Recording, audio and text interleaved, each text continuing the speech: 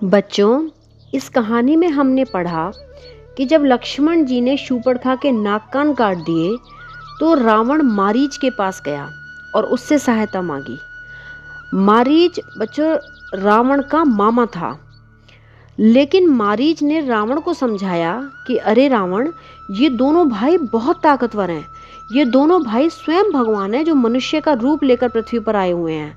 मारीच रावण को बताता है कि एक बार भगवान राम ने मुझे बिना नोक वाला, जो तीर के आगे वाला हिस्सा होता है ना जिसमें नोक निकली हुई होती है, उस तीर में वो नहीं था, मतलब मुझे बिना नोक वाला एक तीर मारा था।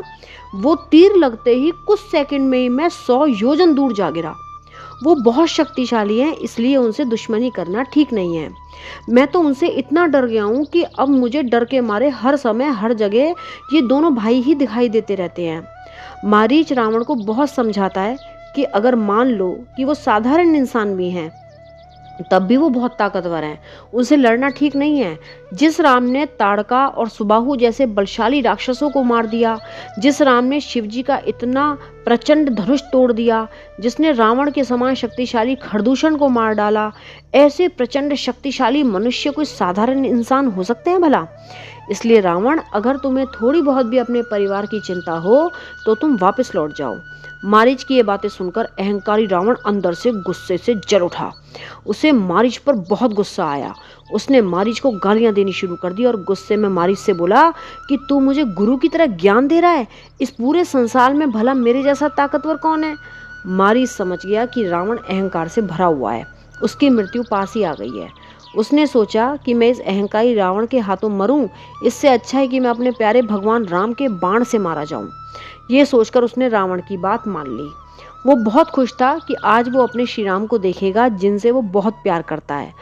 मारीच सोचता है कि जब मैं हिरण बनकर भागूंगा तो मेरे प्रभु राम मेरे पीछे पीछे भागेंगे, तो मैं बार बार मुड़कर उन्हें देखूंगा, कितना आनंद आएगा उनको देखने में। मारीच यही सब सोच सोचकर बहुत खुश हो रहा था।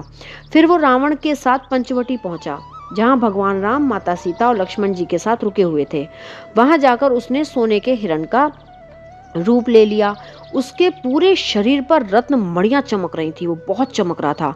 वो इतना खूबसूरत लग रहा था कि जैसे ही सीता जी ने उस हिरण को देखा तो वो हैरान हो गई। उन्होंने श्री राम से उस हिरण की छाल लाने को कहा। भगवान राम जानते थे कि ये मारीच है, लेकिन वो जानते थे कि अगर राक्षसों को मारना है तो उन्हें मारीच के पीछे जाना पड़ेगा। इसलिए उन्होंने अपने धनुष बाण लिए और लक्ष्मण से कहा कि तुम सीता जी का ख्याल रखना। ये कहकर भगवान राम मारीच के पीछे भागे। मारीच कभी तो प्रभु राम के बहुत पास आ जाता था, कभी दूर हो जाता था, कभी गायब हो जाता था, कभी दिखाई देने लगता था। इस तरह से वो भगवान राम को ना बहुत दूर ले गया। बहुत दूर जाकर श्री राम ने मारीच को बहुत कठोर बाण मारा।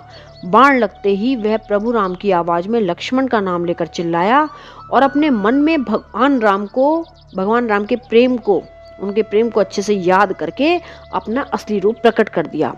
जब भगवान राम ने देखा कि मारीच तो मुझे बहुत प्रेम करता है, तो भगवान ने उन्हें अपने रूप में ही मिला लिया और बिल्कुल अपने जैसा बना लिया।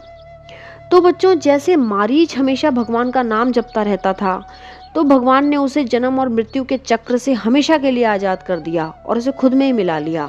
तो वैसे ही हमें भी अपने मन में हमेशा प्रभु को याद करते रहना चाहिए और वो ही काम करने चाहिए जो भगवान को अच्छे लगते हैं। इससे हमारे जीवन में भी हमेशा खुशी और शांति बनी रहती है। जय सिया राम, जय जय सिया राम, जय रघुनंदन जय घनश्याम, जानकी वल्लभ सीता राम, जब बोलो तब राम ही राम, राम संवारे सबके काम, राम करेंगे पूर्ण काम। जय सिया राम, जय जय सिया राम, जय सिया राम, जय जय हनुमान।